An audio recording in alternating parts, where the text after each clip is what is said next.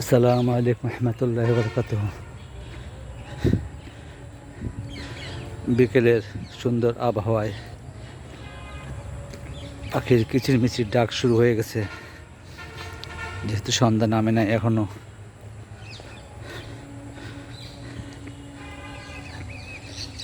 চমৎকার গ্রামীণ পরিবেশের মতো পরিবেশ, পাশে সবুজ দঞ্চা ক্ষেত, যেটা সাধারণত সবুজ সার হিসাবে ব্যবহার করা হয়। জমি ফাঁকা না রেখে আমরা এখানে বর্ষাকালে দঞ্চা করা হয় এবং এটা পরে মাটির সাথে মিশিয়ে দেওয়া হয়। এতে করে পরবর্তী ফসলে সার কম লাগে এবং মাটির উর্বরতা বজায় থাকে।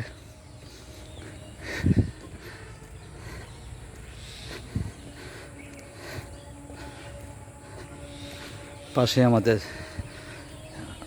একটা জামে মসজিদ এবং এখানে আমাদের একটা অফিসার্স ক্লাব, শ্রমিক ক্লাব।